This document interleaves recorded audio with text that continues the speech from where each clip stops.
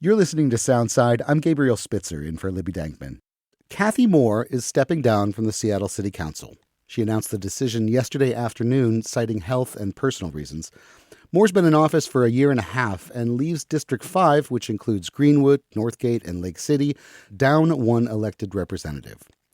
So why has Moore decided to step down after such a short tenure, and what does it mean for Seattle City Council? Well, here to shed some light is David Kroman, City Hall reporter for the Seattle Times. David, thanks for being here. Thanks for having me. So what do we know about why Moore is stepping down from the council? Well, we only kind of know what she has told us and other outlets, which is kind of two things. One, that she says she's dealing with some health issues that she says have gotten worse. Don't have a lot of detail about exactly what those health issues are. I hadn't heard that before, that she was dealing with anything. And the other piece, was kind of alluding to just the general environment of working in Seattle City Council. We know that this is a very stressful place to work. It perhaps is maybe the most stressful office to hold in the city, because you are facing people and the public every single day, and you have to kind of balance relationships with your other colleagues. And so as far as what she has told us, and we don't have, a ton of behind the scenes reporting just yet, but it was the combination of her health and kind of the general environment of working there. Yeah, it seems to sort of coincide with her withdrawal of a proposal to update the city's ethics code that happened just last week. The proposal would have made it easier for council members to vote on matters where they have a financial interest as long as they disclosed it. It had a lot of pushback and protest from Seattleites. Do we know if that failed push had anything to do with this decision? We don't know if there's kind of a one-to-one correlation there. I know that was, I think perhaps a surprise to Councilmember Moore that got as much pushback as it did. She kind of saw that as, in some ways, an administrative bill that she was doing on behalf of the head of the city's ethics commission, who had requested that it be done. She'd agreed to take it up. And then, as you mentioned, she pulled it back at last week after running into a lot of opposition and apparently not getting enough political support from her colleagues. So we don't know if that had anything to do with her decision. There had been some kind of murmurings that some council member was considering stepping down for a little while. I had heard that even before this was pulled back. But I think it does probably kind of contribute to a larger picture, which is that there are not really any easy battles in Seattle City Council, that everything is a challenge. And Councilmember Moore had run into that on a few different occasions. And whether or not this bill was the final straw, I don't know, but I think it does kind of contribute to an overall picture about her relationship to that office. Yeah, and also the contentious atmosphere in which city council members have been working. And Moore's been pretty vocal in the past about what she characterizes as incivility or threats from members of the public who object to council moves. Do we think that affected the decision to step down early? I think so, probably. It is a very hard job. And I think it's hard to kind of separate, because we don't know exactly what health things she was dealing with here. I don't know if they are serious health issues. If so, I of course wish her the best. I think there's some overlap though, which is that if you're dealing with health issues of any sort, being a member of the Seattle City Council is unlikely to make it easier to kind of deal with those health issues, because even on the best days, they are incredibly long hours. You're working 7 days a week. Probably, 10-hour plus days every day. And that is even when things are going well, not to mention if things are politically charged, as they often found themselves around Councilmember Cathy Moore, because she has taken on some kind of politically intense fights. That is only going to exacerbate that. So if you're dealing with any kind of health issue, you just don't have a lot of time to recover from that. And, it is a stressful job. Well, thinking about some of those fights she's taken up, what do you think Moore's legacy with the council will look like? What did she get done in her year and a half? Yeah, so, in some ways, Cathy Moore was one of the more interesting members of the council, because I don't think she fit kind of neatly into this box. When we look at any city council, it's there's a temptation to kind of create blocks. There's the moderate block, the progressive block, so on and so forth. I think particularly because Cathy Moore came in on this wave of kind of moderates, it was easy to kind of group her in with that group of council members who kind of voted more moderate. But she was a little more nuanced than that. She was pretty bullish on public safety efforts, which I think was not a surprise. She pushed really hard, particularly for kind of more law enforcement presence on Aurora around prostitution.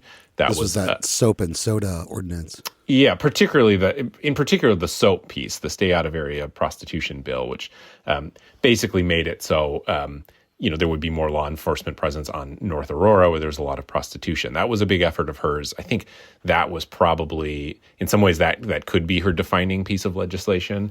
But then, we saw kind of, in some ways, sort of progressive streaks to her, too. She had proposed a capital gains tax last year, which, of course, is a big kind of North Star of progressives, across Washington, but in Seattle, which is find new, quote, progressive revenue. So the fact that she is the one proposing this, I think was interesting and stood out to a lot of people. It didn't end up passing, but it did kind of show the nuance of Cathy Moore. I think ultimately my read on her is was kind of, you could maybe call her a neighborhood Democrat, which is she, was very sympathetic to people's concerns about public safety. I think was also sympathetic to progressive calls for new progressive revenue, but showed that she was, I don't want to say easily swayed, but in touch with kind of neighborhood groups who were concerned about added density, of course, concerned about public safety, concerned about the location of homeless encampments, and showed herself to be very responsive to those. So we heard the most skepticism for proposed new density out of Cathy Moore. We heard a lot of, she was the one who kind of raised flags about where the 10 City 4 was going to live in her district.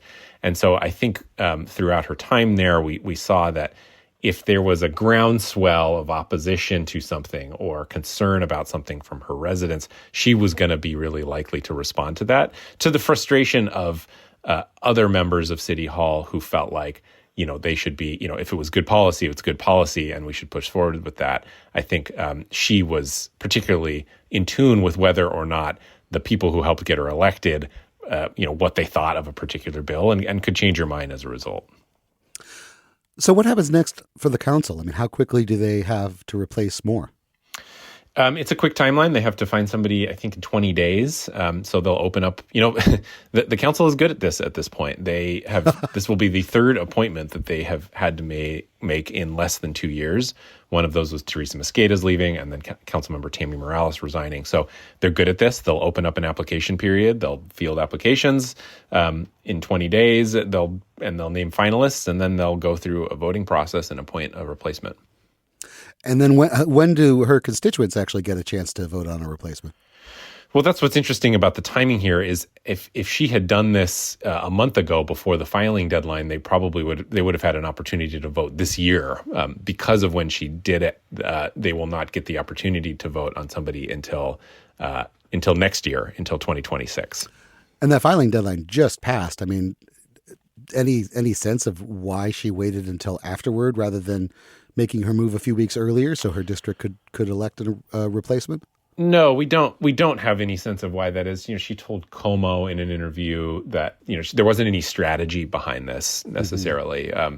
And if it truly is a health problem, then that tracks. But I know that some people have already expressed some frustration that if she was going to make this decision, she should have made it a little bit earlier. But we just don't know enough about exactly the circumstances that led to this to come to a conclusion about that.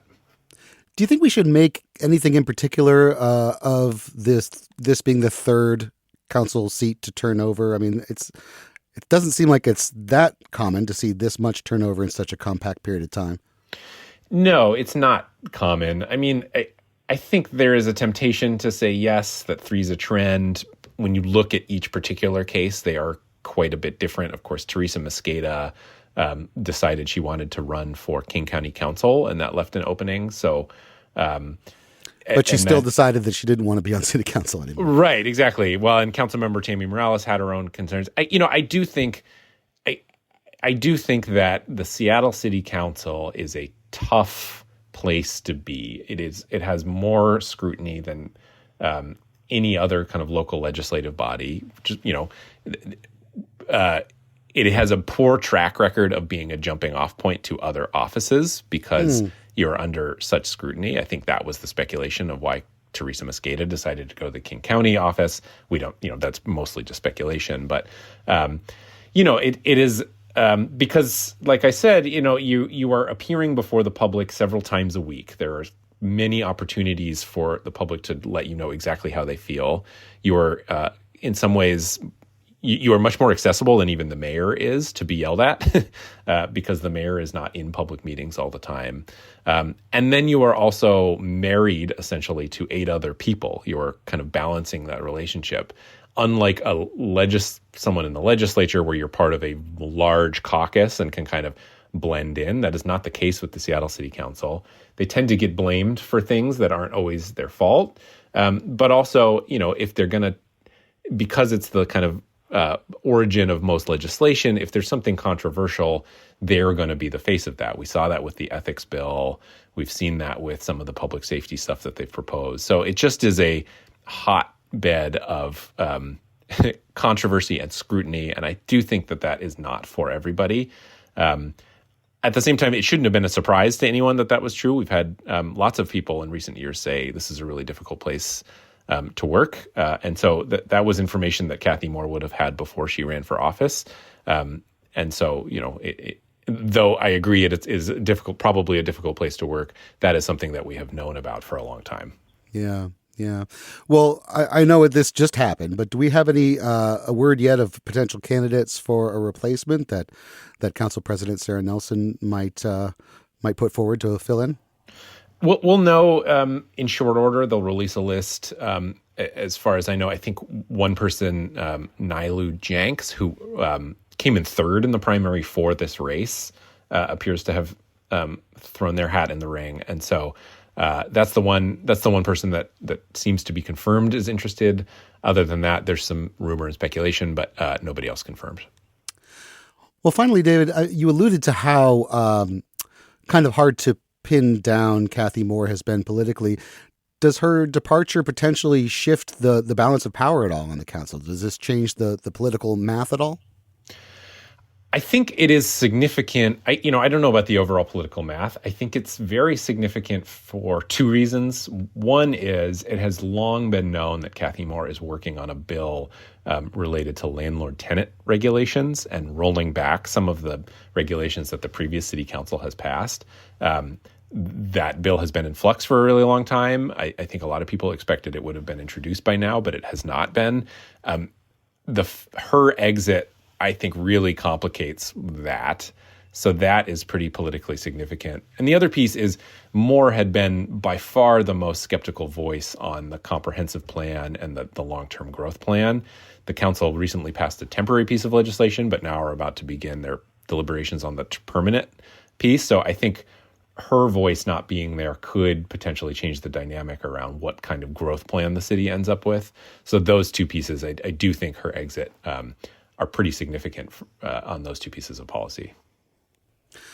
David Kroman covers City Hall for the Seattle Times. Thank you so much, David, for updating us on this developing story. Thanks for having me. Thanks for listening to Soundside.